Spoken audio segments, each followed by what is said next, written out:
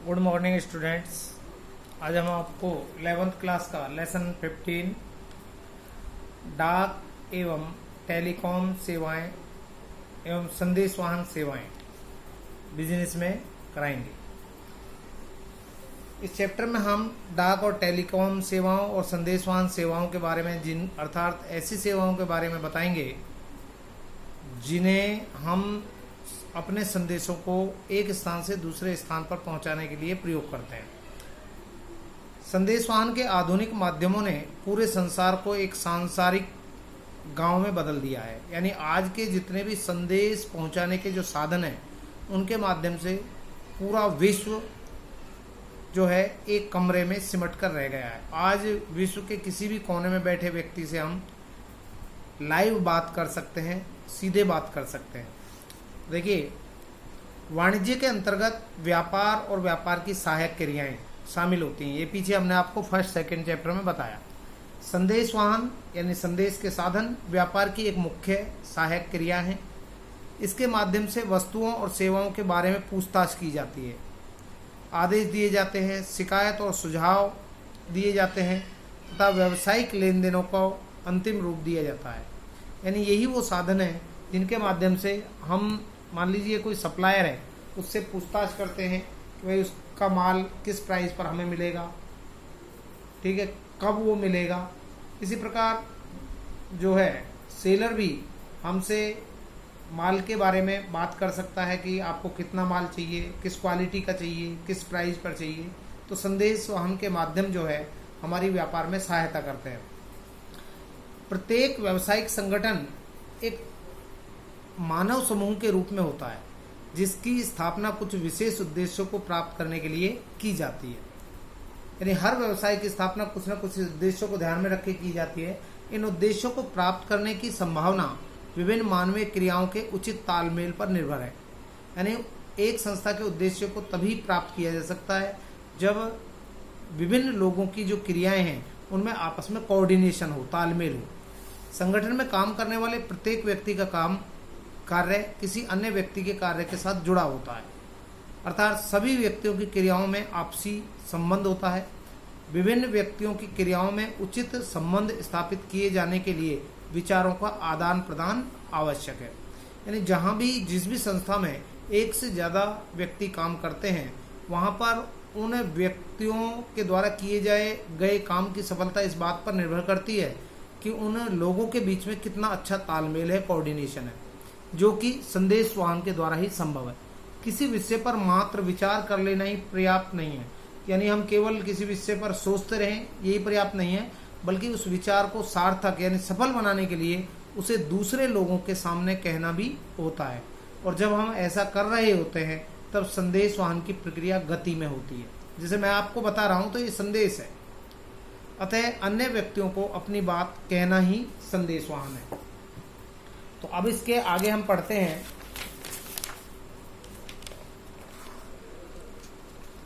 संदेशवाहन का अर्थ। तो देखिए, संदेशवाहन क्या है। संदेशवाहन यानी इंग्लिश में कहते हैं कम्युनिकेशन। संदेशवाहन तथ्यों, विचारों, भावनाओं आदि को एक व्यक्ति से दूसरे व्यक्ति तक हस्तांतरित करने और समझाने की कला है। यानी हम अपनी बात को किसी दूसरे व्यक्ति के सामने कहें और उसे अपनी बात के अकॉर्डिंग समझाएं, यही इस कला को ही हम संदेशवाहन कहते हैं। अर्थात यदि किसी व्यक्ति को हम अपनी बात कहें और उसे समझ ना आए तो संदेशवाहन की प्रक्रिया जो है पूरी नहीं होती है।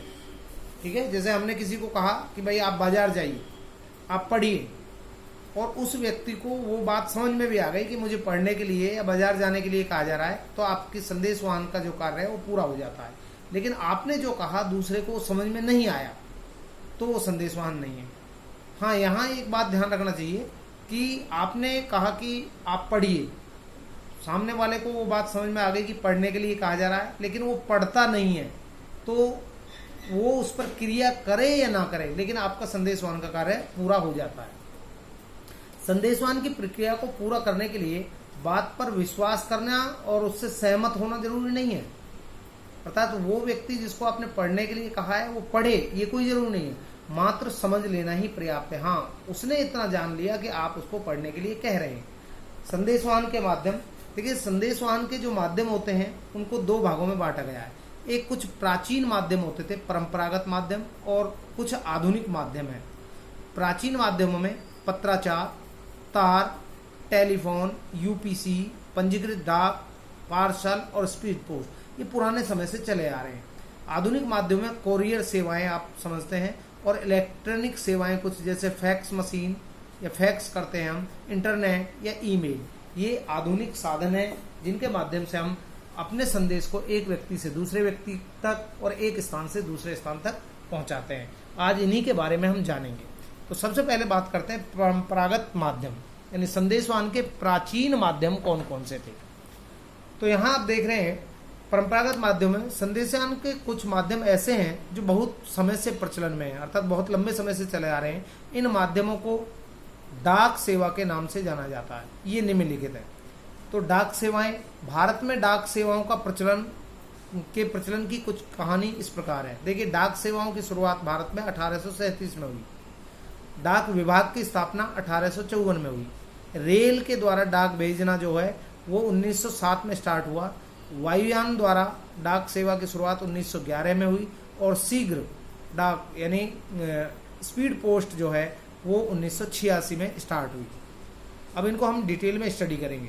पत्राचार, सबसे पहले पत्राचार संदेशवाहन का सबसे पुराना माध्यम है। इसके अंतर्गत पोस्ट कार्ड, अंतर्देशीय पत्र, लिफाफे, एरोग्राम शामिल होते हैं। विदेशों में भेजे जाने वाले पत्रों को क्या कहते हैं? हम एरोग्राम कहते हैं। ये ध्यान रखना, विदेशों में भेजे जाने वाले पत्रों को हम कहते हैं एरोग्राम। डाक विभाग द्वारा संपूर्ण संदेशों की सुरक्षा को ध्यान में रखते हुए रजिस्टर्ड डाक व डाक बीमे की सुरक्षा भी उपलब्ध कराई गई है। इसके बाद है तार कहते हैं हम टेलीग्राम को। तार दूरस्थ यानी दूर के स्थानों पर संदेश भेजने का एक अच्छा साधन होता है। संदेश भेजने वाला जो भी संदेश तार में लिखता है, टेलीग्राम में लिखता है, वह ज्यों का त्यों प्राप्तकर्ता के पास पहुंच जाता है। संदेश पहले एक तार घर से दूसरे स्थान पर स्थित तार घर में जाता है।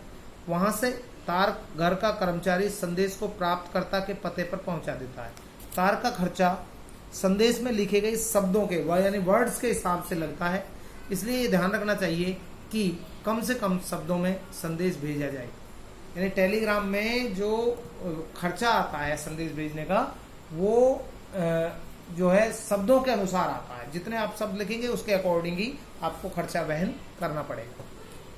टेलीफोन, भारत में टेलीफोन सेवा डाक और तार विभाग द्वारा सन 1881 में प्रारंभ हुई। एक ही शहर में टेलीफोन करने को लोकल कॉल कहते हैं। लोकल समझते ना आप?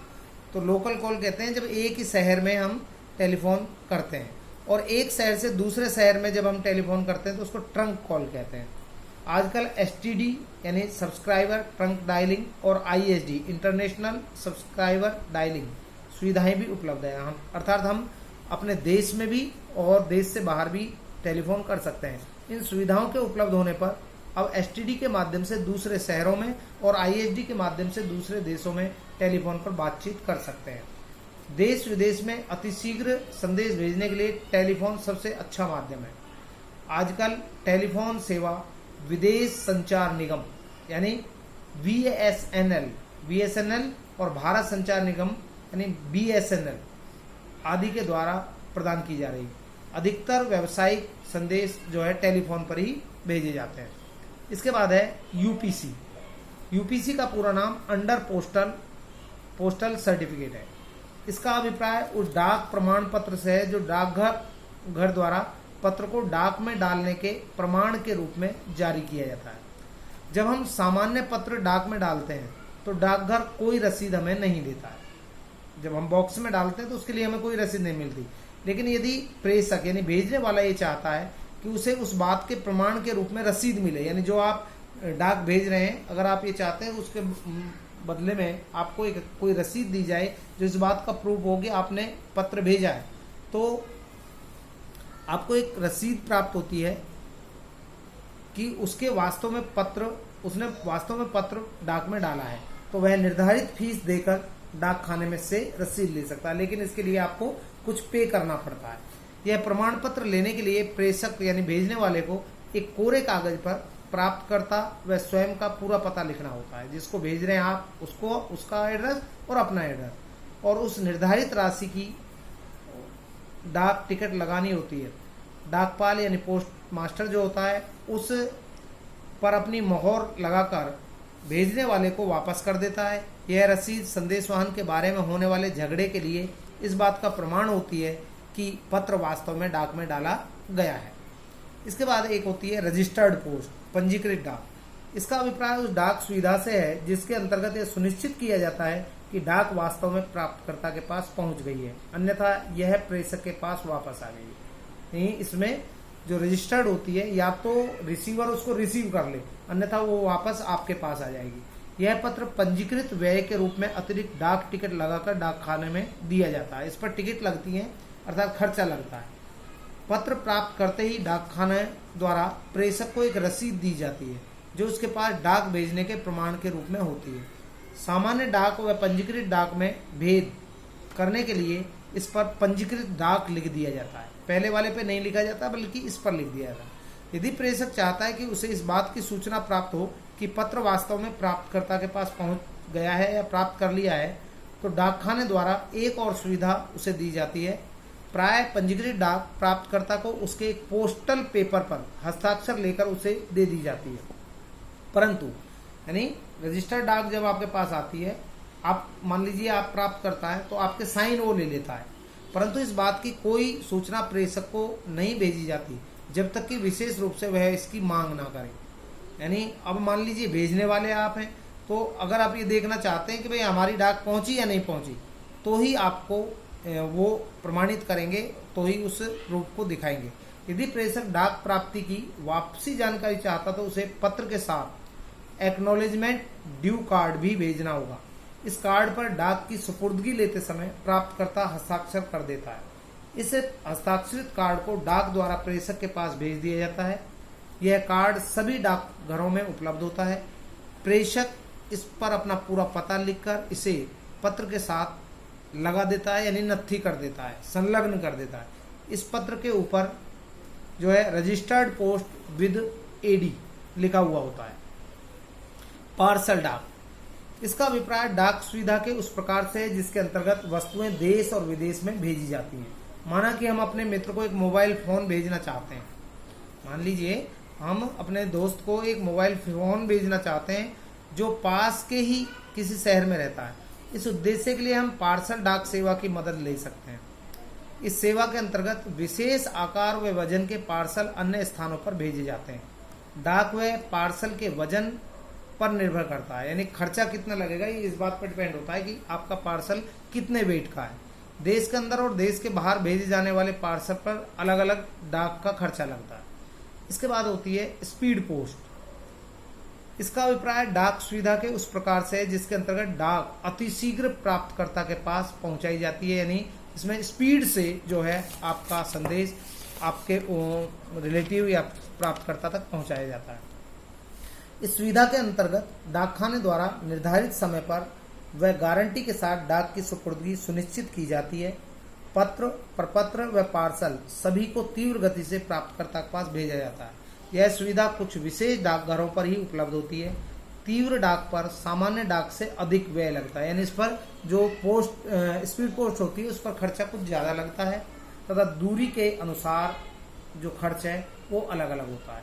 ये आपके परंपरागत यानी प्राचीन जो डाक के तरीके थे संदेशवाहन के माध्यम थे वो कंप्लीट होते हैं।